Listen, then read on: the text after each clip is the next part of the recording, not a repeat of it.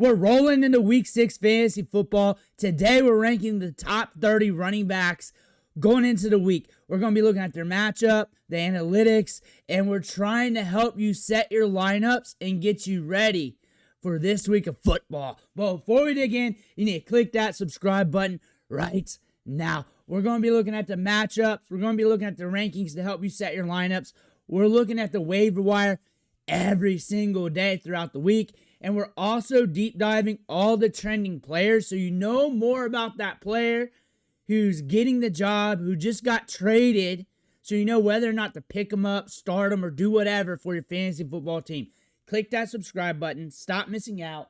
Ric Flair's watching. You do not want to disappoint Ric Flair. Starting off with our top running back going into Week 6 here, Christian McCaffrey. He's just been cashing left and right. And the matchup doesn't matter. We got Tampa Bay, and I get it. They're a little less than league average when it comes to allowing fantasy points to running backs. I just don't think it really matters to Christian McCaffrey. I got him at 1. He's just safe. When are you going to bench him? You're going to bench Christian McCaffrey, and I think this is a good matchup. There's going to be movement here in this game, and that's good for a running back like McCaffrey, who's a dual-purpose running back. He's also like a wide receiver too, and he's also getting you good RB2 results, and that's just a good blessing mixed together. Safe this week at 2, Bijan Robinson.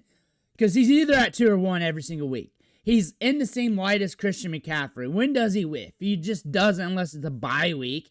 You got Buffalo. They're around league average when it comes to allowing fantasy points to running backs. They only gave running backs 1 down week. Outside of that, they're either bending or breaking. Bijan Robinson going to get work in the passing game. He's explosive for those big plays. We all know this. This matchup's got good movement to it.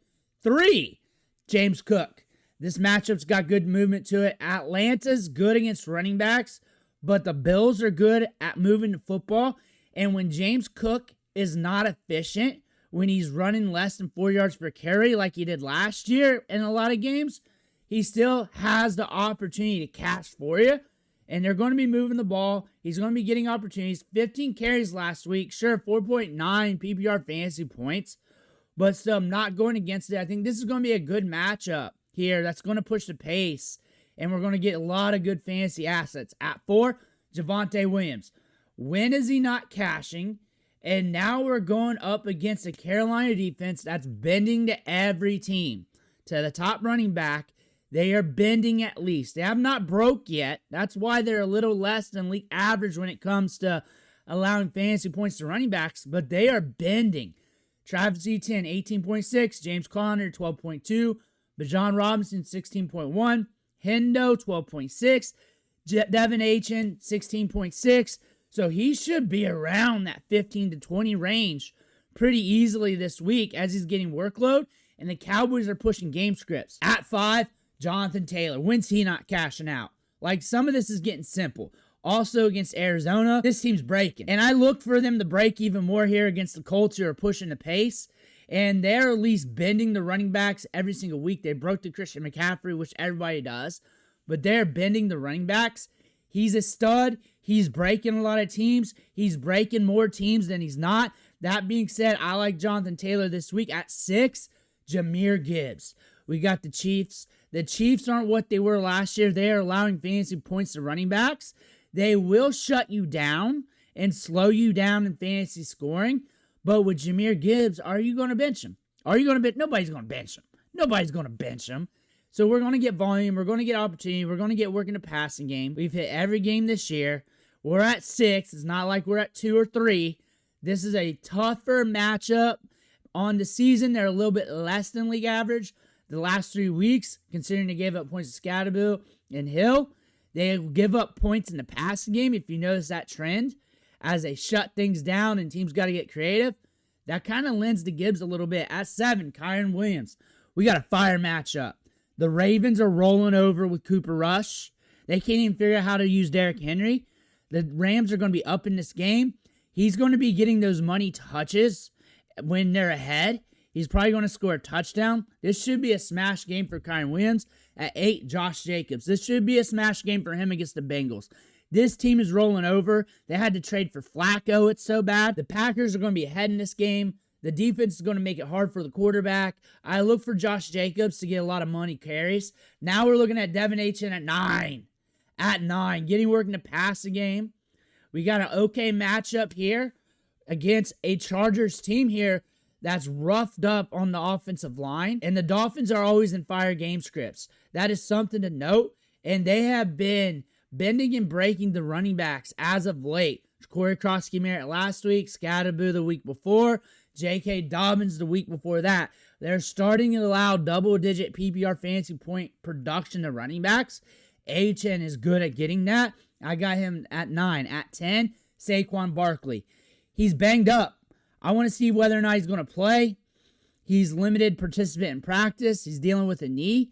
So I got him a little bit lower due to that. However, I felt 100% right now on a Wednesday that he was good to go. Top 5 probably. We got a good matchup here. Should be fire for him. But ain't fire if he ain't out there. I got him at 10 due to that. But due to my words, top 5-ish, somewhere around there. We got some good matchups for some top backs. He'd be in that range with his top backs. If he wasn't Saquon Barkley and he was your average running back with this news, probably around that 20 range. So if he's healthy, you start him. That's what I'd be doing. At 11, Rico Dowdle. Smash matchup. Revenge game against the Cowboys. Cowboys are giving up fantasy points to running backs. And they're allowing 27.3 PPR fantasy points to running backs on the season. Higher than league average. They bent or broke to every team thus far. They have bent the running backs at least every single game. Barkley, Skattebo, Swift, Jacobs, Hall. Dowdle getting the workload. He's earned more workload. He is going to smash this week. He's going to get good volume. Quinshon Judkins at 12. Looking at the carries here, last 2 games, 21-23. We saw the Jets road dog the Steelers in week 1. I'm never going to forget about that game. They have been to every running back but one, and that was the Patriots, and that was a slobber knocker matchup. This could be another slobber knocker matchup, but they got to use Quinshon because the quarterback ain't going to bail him out. He's going to get the carries. That's going to equate to fantasy production. We didn't score last week. We're due to score again. Quinshon, easy start. 13 is Travis Etienne against Seattle here, but we got some fire matchups ahead of him, and then we got Seattle. I think we're going to get good movement in this game. This team is 4-1 right now. It feels like it's not because everyone's crying about Brian Thomas Jr., but you're looking at this, the Seattle Seahawks on the season, right around league average. Actually, they're a little worse, but right around league average because it's football. So you don't just go numbers 1 for 1 when it comes to numbers, because you got to understand it's football. We held Alvin Kamara in check. Outside of that, we've bent or broke to every single running back. McCaffrey, Warren, Benson, White. Bent or broke. Bent is 10 points to like 15-ish. 15-ish. Everything's ish with me because football is football and it's random. So it's not like I keep things finite. But Travis Etienne is in a position to smash here. He's getting workload. He's going up against a team that's going to push a good game script. There's opportunity here at 14. Rachaad White just getting a lot of work here with Bucky out. We got the Niners here. They're a little less than league average. 21.9 PPR fantasy points per game allowed the running backs. 24.5 in the last 3 games. So a little worse there, but Kyren, Etienne, Benson, the Cardinals are the only team that did not hit against them. Kamara, Charbonnet, you're least getting to the fairway here if you're getting a lot of touches against the 49ers. And I like that combined with the opportunities getting in the passing game and all the touches he's getting. 15, Ashton Jeanty. You got Tennessee here. They're actually doing very good at allowing fantasy points to running backs. My pause here with Tennessee is they are scrappy. They are scrappy. Just go look at their schedule. Go look at the scores of those games. Go look at week 1. Go look at what they've been doing. Like, they are scrappy on the other side of the ball. Considering what they have to contend with the rookie quarterback, the offense, and everything else, that is a scrappy team. They're not in great game scripts. I look for Ashton Jeanty to be all right. My pause is if this defense makes it a scrap and they've been to every single running back, he should be okay. He should be okay. There's limited risk. There is risk, but he should be okay. At 16, Jacory Croskey-Merritt. It's his time. It's his time. We got the Bears coming up.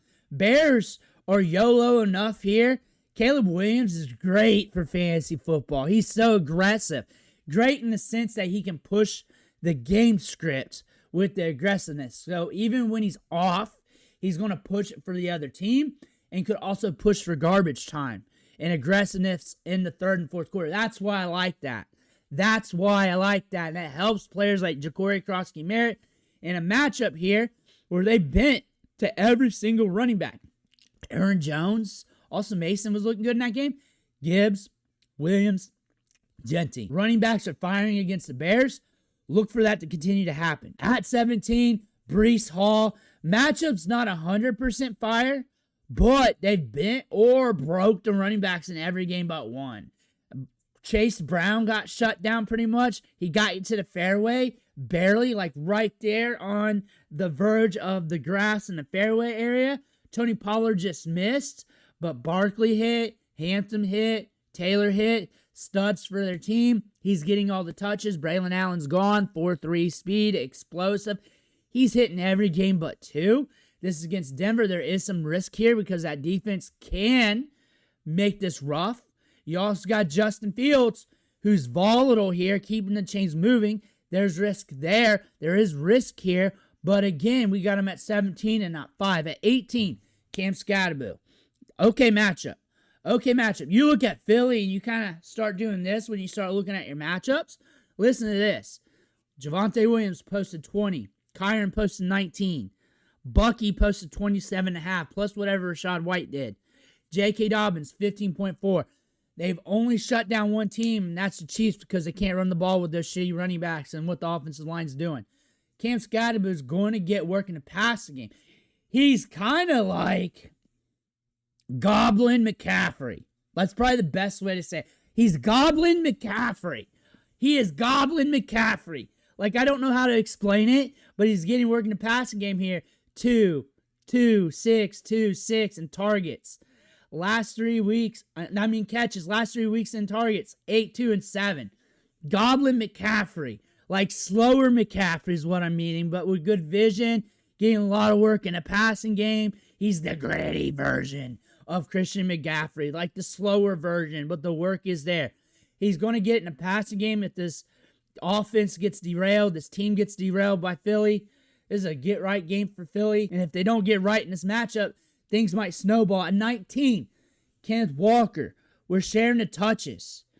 We're not getting the looks at the goal line. Things are just getting weird. You don't trust it. 44% snap share. 8.6 yards per carry last week. Underdog Fantasy had his prop bet at 10.4, which is kind of low considering the 3 weeks prior. 12, 18, 18. Matchup against Tampa Bay, which there should be high scoring, which it did. Turned out to be. And with a prop bet, you would look at that and a betting site would make that higher. I was wondering, like, what did they know? I've been thinking about that all week. Like, I looked at that and I was like, there's something fishy here. What do they know? Because if they did 12, 11.5, 12, 12.5, or something like that, that seems like the rightish number. They had it like 10.4, 10.6. I'm like, what do they know? I know they're sharing it. All it takes is him to cross the goal line, catch a couple balls, but we hit 9.6. Like, I did not think of it as like, oh, I better slam that over. I thought they're tricking me to slam that over. Sharing the workload, explosive enough to get there. He's going to pop off a few more weeks. It was just a down game. He should be back up to like 12 plus here in this matchup against Jacksonville. At 20, Derrick Henry. I can't trust his offense. I don't know if he's going to get enough work. They don't run it on first down. They can't after a couple series because they're blown out. Cooper Rush ain't doing it. It was rough. He did score a touchdown at least last week, got you to 9. He might be able to hit 10. He might be able to. It's against the Rams. They're doing all right against running backs. They shut down 3 running backs. 3 backfields this year got shut down. The last 2, Jonathan Taylor and Christian McCaffrey. He's got the talent. I don't know if he's got the talent because this offense is so bad we can't see it on display to see whether or not. Like, I just got to say, he's Derrick Henry. I don't trust it. At 21, J.K. Dobbins. We got the Jets. Jets are breaking the running backs. They broke to Cook, Williams, And then they also bent to Warren, Achane, and Irving. So they're at least going to bend here, guys. They're at least, unless the game script breaks totally. It could, if Justin Fields breaks this defense and this defense steps up, they could break here. They could break.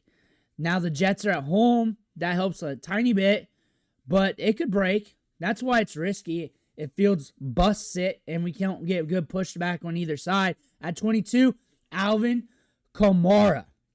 And I'm looking at this, and we're going up against the Patriots. They can make this game script gritty. They'll bend. They also have some low bends, too, to Warren and Jeanty. They broke Hubbard and Cook, and they broke the Achane.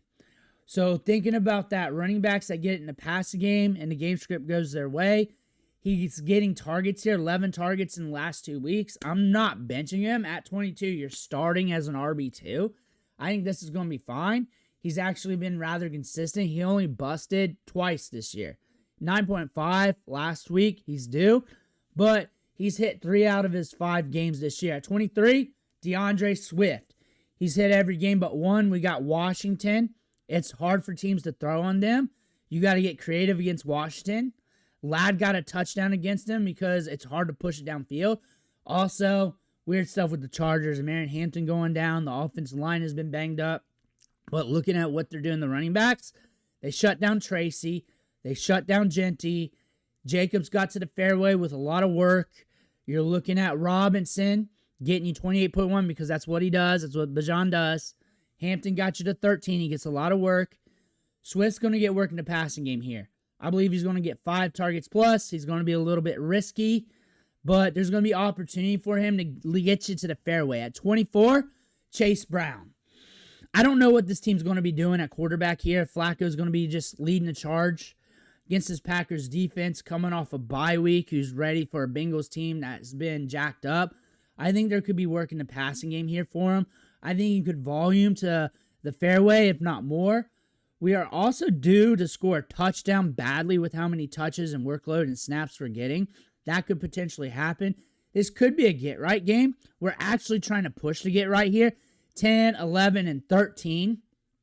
That being said, we might get to the fairway. We might get to the fairway here. Maybe not enough for the draft capital you spent, but RB2 flex range, 25, David Montgomery. RB2 flex range here for him. Rough matchup, but he's got the touchdown upside here with yards sprinkled in and like a target or two. So that can get you here. This matchup's not as scary as what it was last year. Volume, game script, that's all going to be dependent. And these look like 2 good dancing partners going into this week. 26, Michael Carter. Not really efficient when you look at the numbers. No carries over 10 yards, 2.83 yards per carry, 1.8 yards after contact per attempt. That is very concerning going up against the Colts. They might be behind in this game if Daniel Jones keeps doing what he's doing. And then if they're playing from behind, which running back are they going to use? He's not explosive enough to be using the passing game full time. He got 5 targets, but it's kind of like by default, you're not going to use him to be explosive. And they need to be ahead for Michael Carter to cash. They need to be moving the football. And they're going to be moving the football. They're going to be pushed to do it by the Colts. But they might be behind, and if they're behind, that's going to be rough for him. I need him to be more efficient. I think he's going to be all right getting you to the fairway. Nothing really more. I do not see him as a running back, even with him getting a lot of work, getting you to 20 plus, unless they get to the goal line and punch it in with him. Bam Knight is a risk here for that. He's a very risky running back. Obviously, this whole backfield's risky. 27, Tony Pollard. Very risky running back, getting touches.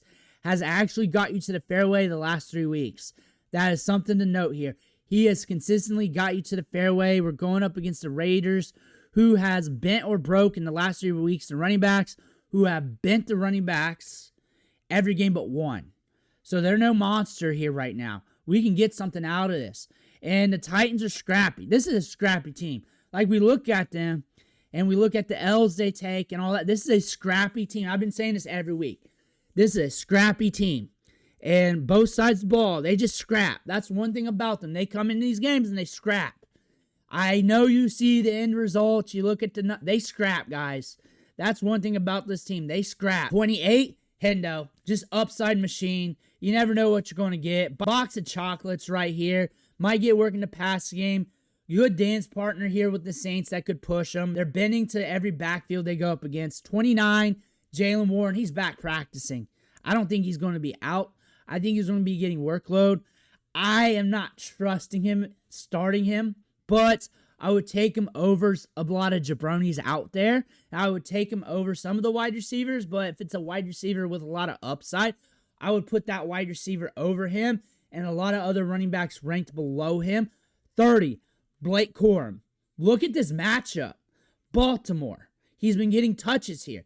Like some of the other running backs ranked below him are probably going to get the same amount of work, even though they're projected as starters or to get a lot of work in their offense. Look at the workload he's been getting outside of that San Francisco game. 4 targets, 9 attempts, 8 attempts, 5 attempts. That's really, week 2 was his breakout moment. They're going to look to get right. Both running backs fumbled last week. They're going to be up against Baltimore.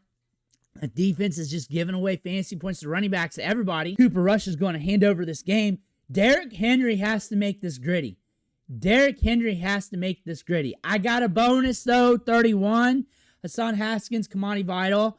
I would go with wide receivers over them if I got them. If I'm built that way, I would take that risky upside wide receiver over them. I do not know the touches. I do not know if they're going to bring in another running back between now and it's time to play.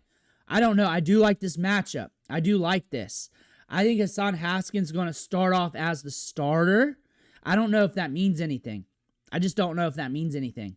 Because Kamani Vidal could be getting work intermittently. He's more explosive. All it takes is that one touch.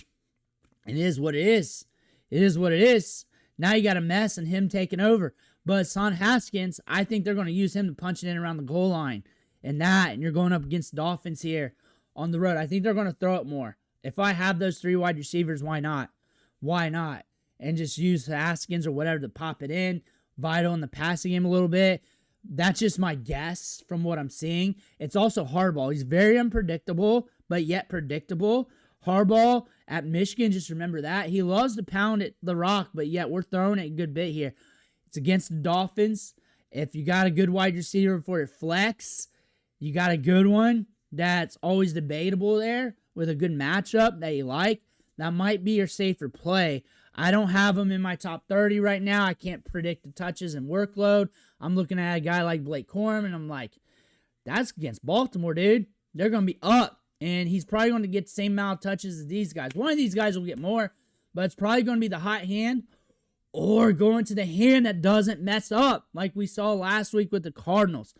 Those are the running back rankings right now. Let me know what you think in the comments below. I want to hear about that. Make sure you hit that subscribe button on the way out. One thing for watching. Catch you on the next video.